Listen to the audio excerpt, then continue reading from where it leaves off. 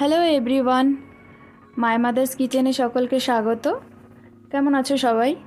আশা করি ভালো আছো। আজকে আমি আরও একটি নতুন ভিডিও নিয়ে চলে এসেছি। আমাদের আজকের রেসিপি ছিল ডিম পাতুরি। এই যে দেখো, একদম বাংলাদেশি স্টাইলে এটা ডিম পাতুরিটা বানানো হয়েছে। এখানে আমি ডিম পাতুরি বানানোর জন্য নিয়েছি 4টে ডিম। এবার আমি ডিমগুলোকে সিদ্ধ করে নেব। এখানে আমি জল দিয়েছি, এর মধ্যে এক এক করে সব ডিমগুলোকে আমি বসিয়ে দেব। এই যে এর মধ্যে আমি সামান্য একটু নুন দিয়ে ডিমগুলোকে ভালো করে সিদ্ধ করে নেব। এখানে আমার ডিমগুলো 15 মিনিট মতো সিদ্ধ করে নিয়ে খোসাগুলো ছাড়িয়ে নিয়েছি। আর এই যে ডিমগুলো মাঝখান থেকে কেটে নিয়েছি।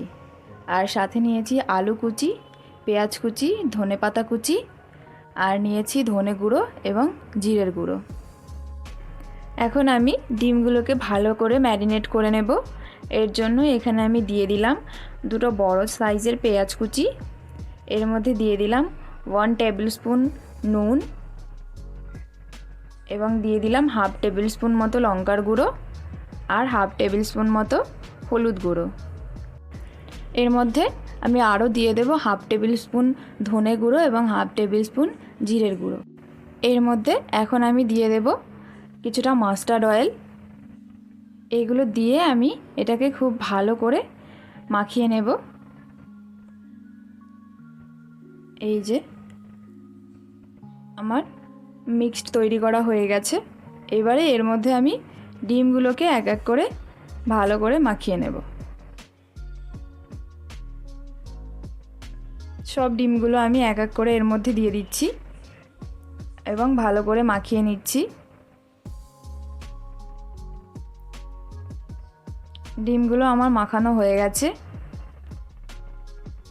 এই যে দেখো, ডিম পাতুরির জন্য আমাদের লাগবে কলা পাতা। এখানে আমি আগে থেকে কলা পাতা কেটে নিয়ে ধুয়ে নিয়েছিলাম। এই যে কলা পাতায় আমি সামান্য মাস্টার্ড অয়েল দিয়ে চারিদিকে মাখিয়ে নিলাম এবং ডিমগুলোকে খুব সুন্দর করে সাজিয়ে দিয়েছি। এবার আমি যে আলুটা কুচিয়ে নিয়েছিলাম সেটাকেও মশলার সাথে মাখিয়ে ডিমের সাথে ভালো করে বসিয়ে দিলাম। এখন আমি এখানে একটা কড়াই বসিয়ে দিয়েছি এবং কড়াইয়ের মধ্যে কলা পাতাটা বসিয়ে দিলাম। এটাকে আমরা কিছুক্ষণ ঢেকে রেখে দেব। 10 মিনিট মতো ঢেকে আমরা ঢাকনা খুলে দেব। এই যে ঢাকনা আমি খুলে দিলাম। এই দেখো, ডিম পাতুরিতে অনেকটা জল বেরিয়েছে। এই জলটাকে আমরা আস্তে আস্তে করে লো ফ্লেমে শুকিয়ে নেব। মাঝে মধ্যে আমাদেরকে কলা পাতা এরকমভাবে ঘুরিয়ে দিতে হবে, তাহলে আর কলা পাতাতে নিচে লেগে যাবে না। আমি আরও কিছুক্ষণ ঢেকে দিয়েছিলাম, ঢাকনাটা খুলে দিলাম এবং ফাইনালি আমার একটা সাইড হয়ে গেছে। এইবারে আমি অন্য আর একটা কলা পাতায় সেম ওয়েতে তেল মাখিয়ে নিয়ে এইবার এটাকে ওই পাতাতে উল্টে নেব। এই যে কলা পাতাটা আমি এর উপরে বসিয়ে দিলাম। এবারে আমি ডিমগুলোকে উল্টে নিয়েছি। দেখো, একটা সাইড অনেক সুন্দর করে ভাজা হয়ে গেছে। এর মধ্যে এখন আমি দিয়ে দিলাম ধনেপাতা কুচি।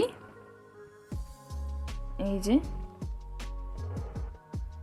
ধনেপাতা কুচি দিলে এর একটা আলাদাই গন্ধ আসবে। এখানে আমি আবারও ঢাকা দিয়ে দেব। 7 থেকে 8 মিনিট পরে আমি ঢাকনা খুলে দিয়েছি। এই যে দেখো, এখানে সামান্য পরিমাণে জল বেরিয়েছে। এটাকে আমরা লো ফ্লেমে আস্তে আস্তে করে জলটা শুকিয়ে নেব।